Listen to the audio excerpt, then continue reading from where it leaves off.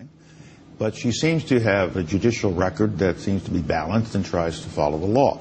And so I hope we do have a spirited set of hearings. And Supreme Court confirmation hearings tend to always meet that standard.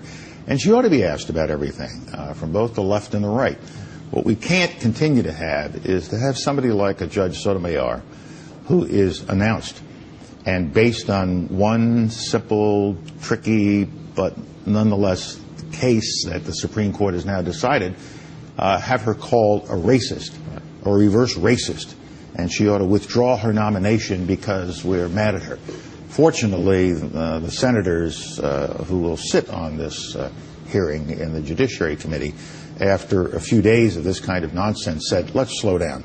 Let's examine her qualifications in the way we're supposed to at a confirmation hearing. You wrote in your book some time ago about this issue about serving in administrations. You wrote, never in 2 years I worked with Ronald Reagan and George Bush did I detect the slightest trace of racial prejudice in their behavior. They led a party, however, whose principal message to black Americans seemed to be, lift yourself up by your bootstraps. Some did not have boots.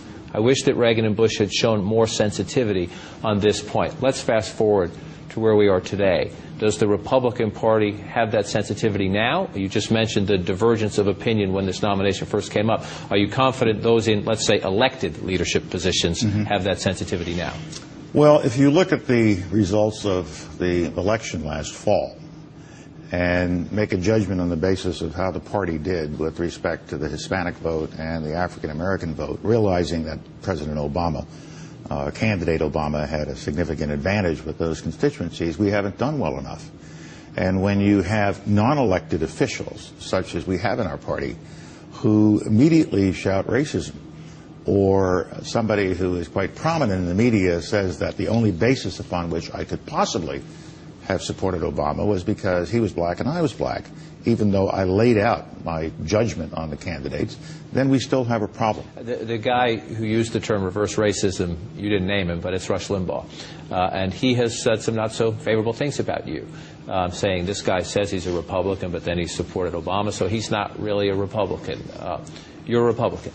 Yes, and Mr. Limbaugh, of course, is entitled to his opinion, but he's not on any membership committee. He doesn't decide who I am or what I am, no more than I decide who he is or what he is. So we've had this running debate, let's call it that, and he's entitled to his opinion and the title of mine. One of the questions people would ask when you say I'm still a Republican, you supported President Obama, and you did make quite clear your reasons for doing so.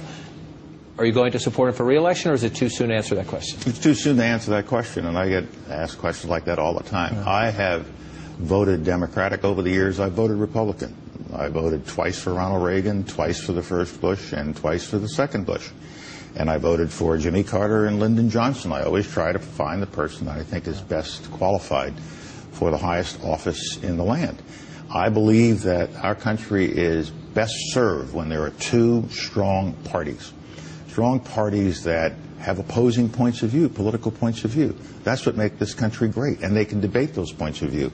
I think we run into dangerous territory in this country when the two ends of the political spectrum become so dug in and nasty, and everything is ad hominem and driven by cable television and blogs and all kinds of other things, that our positions get so hardened that we can't find a way toward the center, which is where the country is. You're very